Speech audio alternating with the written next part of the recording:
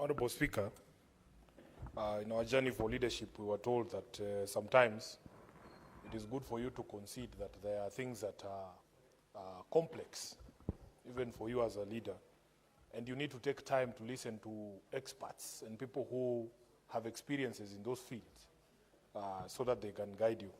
Honorable Speaker, I must admit that ever since I came to this floor of this House, these matters of the formula and the parameters that are being proposed by CRA and the conversations from our colleagues is one of the most difficult conversations to grasp.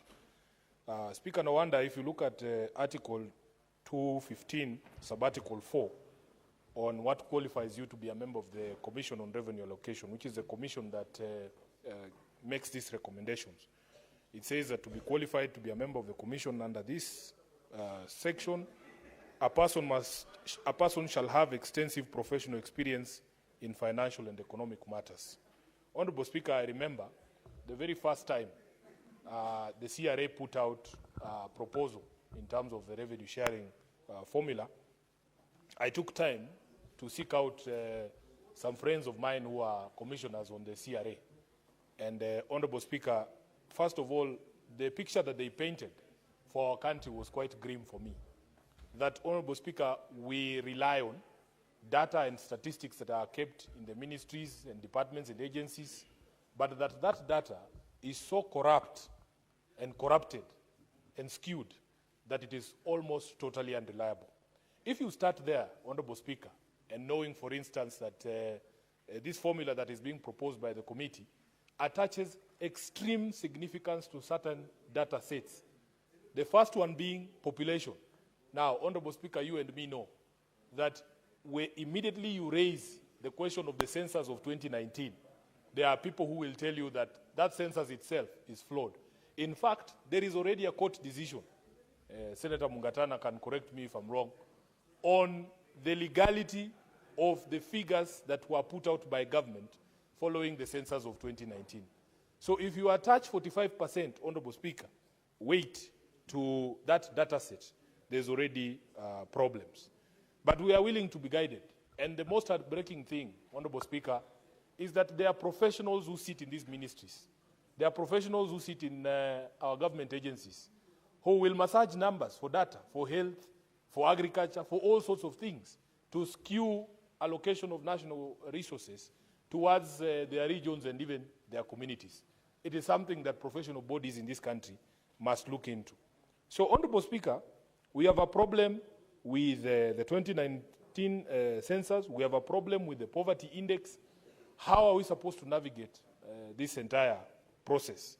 So for me, what I usually do, Honorable Speaker, if there is problems with the math and the numbers, we must always fall back to what we consider the guiding principles. During the mediation last year, and I've just seen breaking news now that, as expected, the National Assembly has rejected our proposal of 465 billion to the counties, which is throwing us into another mediation, the fourth straight mediation since this Senate began. That when we were in that last mediation, there are certain things that we agreed on. And also, Honorable Speaker, there are certain positions that the political party that I belong to has taken with regards to devolution and which are supposed to be guiding my decisions in this House when it comes to devolution. The first one, Honorable Speaker, we as a party and even as this House have set the standard somewhere that it doesn't matter what formula you adopt, no county must lose when you compare previous year allocations. Secondly, Honorable Speaker, that after the allocation, whatever formula you use, year on year, there must be marginal growth of the devolution basket to cater for obvious things, including year-on-year inflation, including growth in salaries and wages due to implementation of collective bargaining agreements. Speaker, you know I sit on the Public Accounts Committee. Just the other day, the governor for Makueni appeared before us, and we had one of the most illuminating conversations, because you will see, Honorable Speaker, that because of decisions that are made by national government, for instance, they want county governments to do this county aggregation in industrial parks, and you're supposed to match the money that is put by the national government to do that project. he says in Makueni, because of the nature of the topography and how the unique circumstances of the county, they tried to convince national government that they did not need KIPES. They did not need single centers for aggregation of produce because of the diversity of produce in that county. And it would be very expensive for some people or some of the farmers to transport product from one place to the center. Honorable Speaker, he also told us, he gave us a very clear example that if you look at the amount of money increment for Makueni County in 2023, 2024, 2024, 2025 is about 55 million Kenya shillings only. But in that same period, if you look at the responsibilities that have been put, fiscal responsibilities on the county, because of the passage of laws that are here in the National Assembly and the Senate, for instance, on SHA and SHIF, this is a new levy that was introduced. If you look at the housing levy alone has added an additional burden to Makueni of 55 million. And yet the annual increase in equitable revenue is 52. So it doesn't make any sense, Honorable Speaker. So we have said that year on year, we want to see marginal increase to cater for these things, including review of salaries and wages for the staff. Then, Honorable Speaker, the final principle was that any shortfall in national revenue or shareable revenue should be borne by the national government. So, Honorable Speaker, we have no problem. Whatever formula is adopted, the position that we have taken is that no county should lose. And we are willing to have that conversation with our colleagues. Now, there is some plea that has come from 11 of our colleagues who represent counties they themselves are calling small counties. And we have a few questions for them, Senator Osotsi and your group. Number one, where did you pluck this 6 billion figure from? What is the scientific basis for that figure? Because although these conversations are complex, we cannot say that you owe a responsibility to explain to us where you got 6 billion. Because why not 7? Why not 5? Why not 8? Number two, Honorable Speaker, if the argument is that most of this money goes to recurrent expenditure, we sit in the Public Accounts Committee, and Honorable Speaker, some of those counties, if you hear the stories in those counties, you will see that there is absolutely no justification to add the money. My view has always been that at the advent of devolution, people thought that counties existed to serve their tribes, that this was our county. It is the reason why if you come from Bungoma and you go and apply for a job in Kakamega, they'll tell you, you go back to your county. Even if you are a Bukusu person, man or woman, born in Kakamega. Many people will not distinguish between a Kisi from Nyamira and one from Kisi County.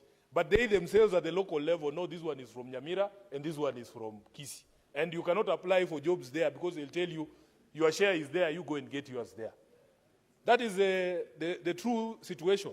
So you find we had a county entity speaker that comes to the Public Accounts Committee, and a governor has hired over 30 advisors. And that county has only 2 constituencies, Honorable Speaker. There are less than 10 MCAs in that county. But he has hired for himself over 34 advisors. That is what the money for the county is going to. The governor wants to be able to go to every village and say, I employed so-and-so's son, he's working in my county government. I've employed so-and-so's son, he's working in the county government. And all of them, Honorable Speaker, I think with the exception of only Nairobi, they have never even complied with the requirement of ethnic balance in their counties, which is demonstrating my point that people think these counties exist to serve the dominant communities in those regions.